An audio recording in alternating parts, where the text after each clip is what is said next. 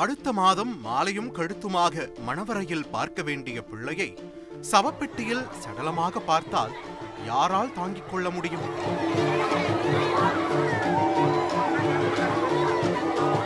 பையன் என்னை விட்டுட்டு போயிட்டான்பா. நான் எவ்வளோ ஆசையாக வளர்த்தேன்பா, ஒரே பிள்ளைப்பா. என் கனவுல என் பிள்ளை மேலே இருந்ததுப்பா, என் கொடியை அறுத்துட்டான்.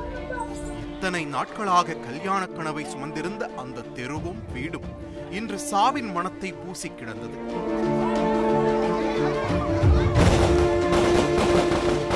நான் அவனுக்கு ஒரு கல்யாணம் பண்ணி பார்க்கணும்னு ரொம்ப ஆசைப்பட்டேன். அது அந்த பொண்ணு எனக்கு எடுத்துட்டா. 15 நாள்ல என்னையும் எங்க அம்மாவை விட்டு போயிட்டான். ஆசையை வளர்த்து கொண்ட ஒரே காரணத்துக்காக ஒரு பாவமும் அறியாத அந்த இளைஞர் அநியாயமாக உயிரை மாய்த்திருக்கிறார்.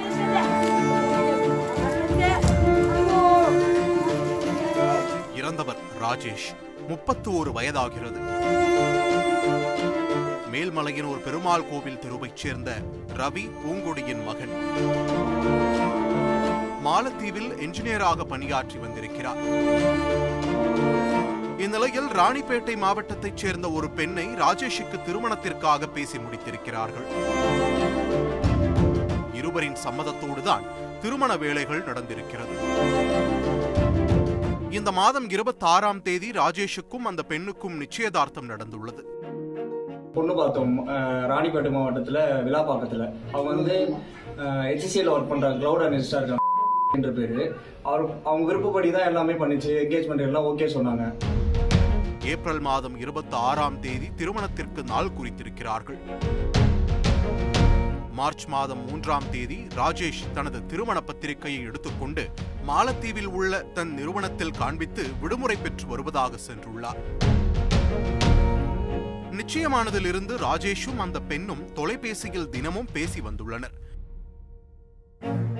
ராஜேஷ் தன் வருங்கால மனைவிக்கு செல்போன், லேப்டாப் போன்றவற்றையும் அன்பளிப்பாக வாங்கி கொடுத்துள்ளதாக கூறப்படுகிறது. திருமணம், குடும்பம், பிள்ளை குட்டிகள் என ராஜேஷ் தினமும் கனவு கொண்டிருந்த நேரத்தில்தான் அந்த அதிர்ச்சி தகவல் அவர் இதயத்தில் ஈட்டியை இறக்கியிருக்கிறது. அந்த பொண்ணு நேற்று எனக்கு ஃபோன் பண்ணிச்சு. ஃபோன் ஒழுங்காகவே பேசலை. ஏதோ ஒரு பையன் மேட்ரை சொல்லி இந்தமாரி பிரச்சனையாக இருக்குது, என்ன பண்ணுறதுனே தெரியல, வீட்டில் சொன்னாலும் திட்டுறாங்க, எனக்கு பிடிக்கல, அவன் என்னை கம்பல் பண்ணுறான் அப்படின்னு சொல்லிச்சு. நீங்கள் பயப்படாதீங்க, நான் இல்லைனாலும் நீங்கள் வேறு கல்யாணம் பண்ணிக்கணும் அப்படி இப்படின்னு ஒரு மாதிரி சொல்லிச்சு. அப்படின்னா ஏன் அதுமாரி சொல்கிறேம்மா, நீ இல்லாதெல்லாம் நான் இருக்க மாட்டேம்மா அப்படின்னு நான் சொன்னேன். இல்லை நீங்கள் இருக்கணும் அப்படின்ச்சு. அப்புறம் இல்லை சரி சரி அப்படின்னு அப்புறம் அது லைட்டாக அழுதுச்சு. அப்புறம் கம்முன்னு விட்டுடுச்சு. சரிம்மா நீ பத்திரமா இருமா அப்படின்னு சொன்னேன்.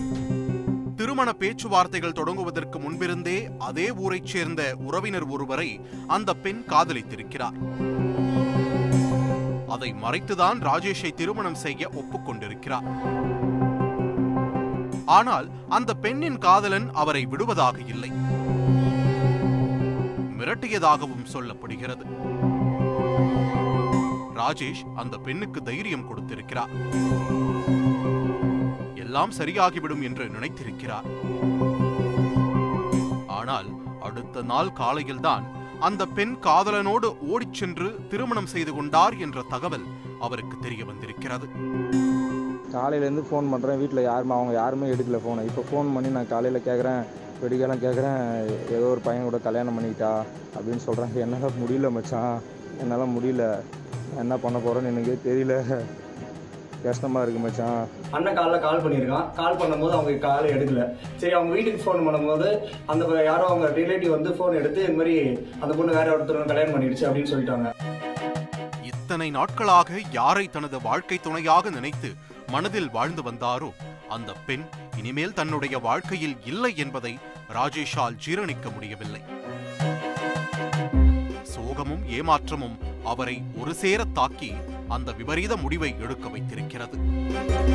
அம்மாவை பார்த்துக்கோ, அக்காவை அழுவு வேணான்னு சொல்லு, எங்கள் அப்பா மானந்தான் மச்சான் எனக்கு முக்கியமாக இருக்குது, எனக்கு இதை விட பெருசாக எதுவும் தெரியல மச்சான், நான் என்ன மச்சான் பண்ணுறது, என் ஃபோனில் என்னால் முடியல மச்சான்,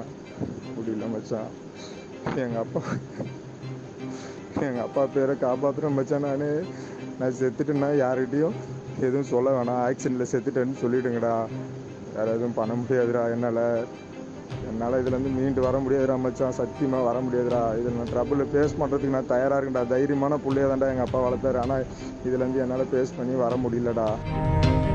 நண்பர்களுக்கு வாட்ஸ்அப்பில் மெசேஜ் அனுப்பிய ராஜேஷ் கடந்த 15ஆம் தேதி மாலத்தீவில் தூக்கிட்டு தற்கொலை செய்து இறந்து போயிருக்கிறார். கல்யாணம் பண்ண ஆசை வச்சது என்ன சதி பண்ணிட்டு போயிட்டானே. நீ 10 நாள் இதுல என்ன 31 வருஷமா தாயை விட்டுட்டு போயிட்டானே. நினைச்சு பார்க்கலையே. எங்க அம்மாவையும் நினைச்சு பார்க்கல, என்னையும் நினைச்சு பார்க்கல. அவதான் முக்கியன்னு இதுமாரி பண்ணிட்டான்.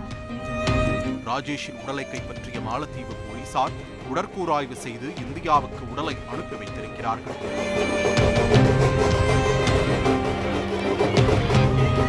இந்த சம்பவம் தொடர்பாக ராஜேஷின் தாய் பூங்கொடி செஞ்சி காவல் துணை கண்காணிப்பாளர் அலுவலகத்தில் மகனை ஏமாற்றியதாக அந்த பெண் மீது புகார் அளித்துள்ளார்.